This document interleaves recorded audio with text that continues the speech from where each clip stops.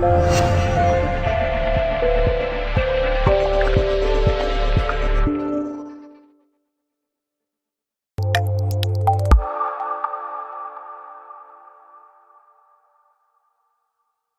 Jim, I guess you can't legislate for individual errors like that in the 2 penalty decisions. Well, you can legislate.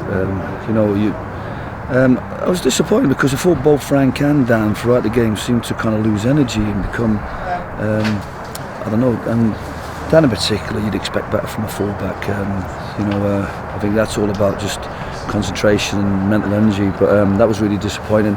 We were considering taking him off anyway and playing Adam there and pushing Frank out, so the decision was made up at that, and then Frank goes and does exactly the same, so the referee couldn't give it quick enough, but you can't get, we got away with the first one, but then we put ourselves, I don't mind if we get outplayed by a side or they're too strong or they're awesome and they really overrun you, but I'm a little bit disappointed in certain games where we give them a goal and give them an opportunity to have a free shot, giving them opportunity to have a free header, and we can look back at so many games now, and I said to the lads, you have to learn really, really quickly, because if we defend with the right concentration and play the way we are, then teams won't be able to beat us easy.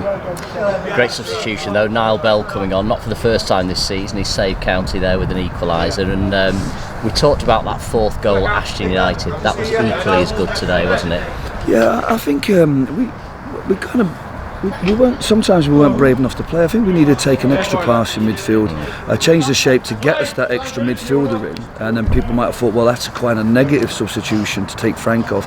But I felt that with Jake and Matty playing off Niall, if we played a 4-3-2-1, the old Milan that we used to play back in 2007-8 system, and then your fullbacks become out and out wingers, and I thought that that showed in the goal, and Scott got us lots of penetration down the left. It was all about just playing the shape and getting Niall down in front of the goal, and Matty and Jakey in pocket. So I think we deserved the goal for the football we played after.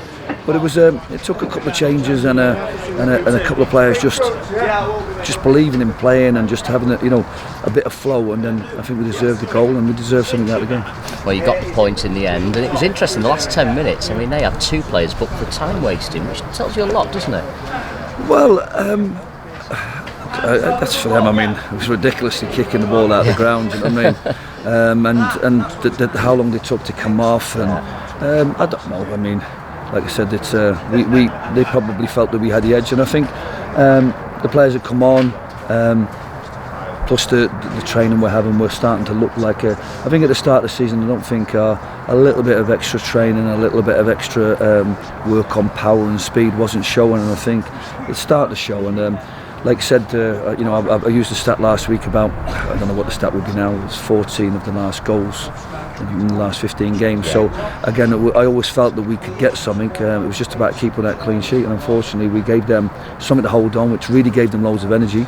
But we just kept plugging away, kept working hard, trying to get the best players in the best positions. Scott up high, Adam on the wing, get Jake and Matty in front of the goal, and we threatened. So really pleased with the goal, really pleased with the point, given the fact that we'd given them the opportunity to take all 3. So, and it keeps them at arm's length below us. And I was a bit hard on the lads for not learning from mistakes either on the pitch or not seeing the game developing, or little bits and pieces over the months.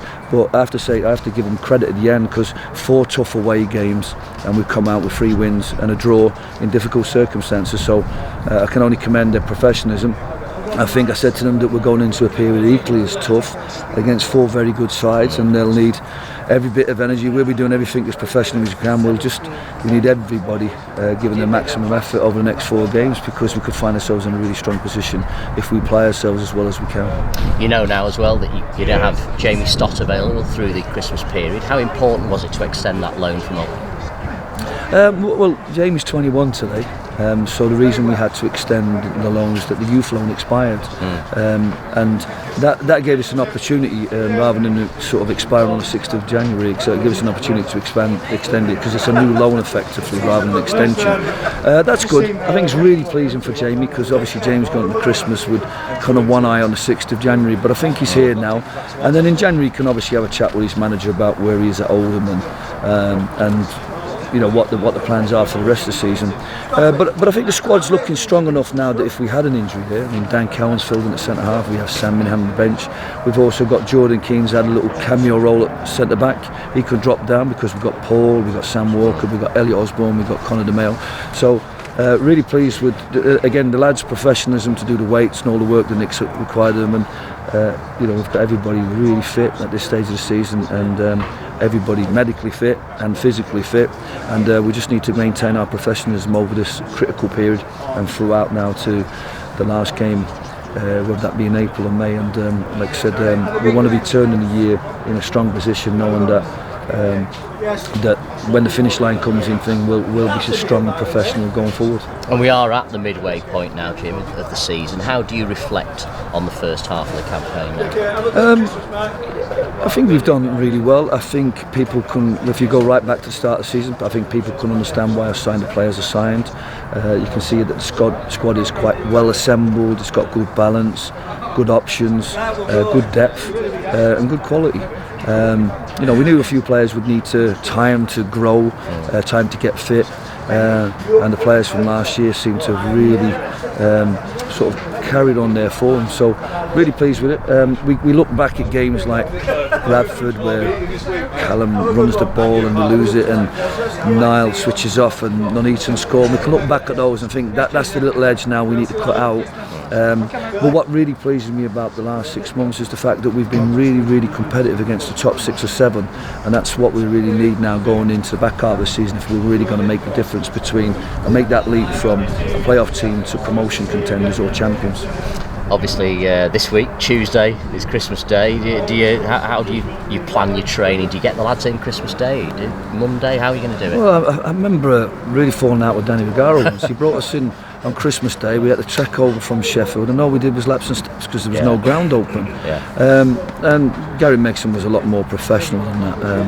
I lived in an apartment at the time. I could have done laps and steps at home. I could have run the streets, all the Adswood runs and the Hollywood runs I did, and that's not being respectful to players. And also to their professionals to maintain themselves outside the game. I think what we've done, thankfully Aquinas have opened the gates over the Christmas period, and we've got Monday available, so we're going to bring the lads in Christmas Eve. There's one or two that have got late work commitments, but we're going to have almost 20 players in on Christmas Eve early, get a good training session, prepare for Altrincham, and that should be enough to prepare us for the Altrincham game, and then we'll do the same on Friday for Saturday and the same on New Year's Eve for the New Year's Day game. So it's well planned, and then there's a good balance, training, match, and the lads still get plenty of time with the family to rest and recover, and me having 3 young children at home, it's manic at the moment, so I'm really looking forward to it. But what I want to do is every Boxing Day would be crazy, wouldn't it? It'd be brilliant, and I'm really looking forward to the lads turning up on Boxing Day after a good Christmas and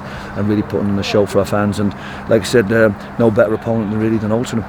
And just a word for the fans today. More than half the attendance were county fans today. I mean, that's the Saturday before Christmas. It's an awkward one, isn't it? And fair play to them. Oh no, I mean, I think anybody that had been to Yeovil and then went to Barnet where we had more than half, and we went to Ashton. I mean, they're seeing a team that's come of age away from home, and not grinding out results. I mean, we had a fair few that went to Spennymoor, so I mean, they're showing tremendous passion for the club and the football at the moment, and I'm glad to bring that energy back to a lot of people, and I'm really pleased. We work hard behind the scenes to be as professional, and I think lads are sort of sensing what it means to everybody at the club for us to be successful, and what it means to our fans to see us playing with heart and quality. And like I said, hopefully we continue the form we are now, and they get to enjoy what will be a fantastic New Year. Fantastic, Jim. Merry Christmas. All the very best to you. Thank you. Happy Christmas to you too. Thanks.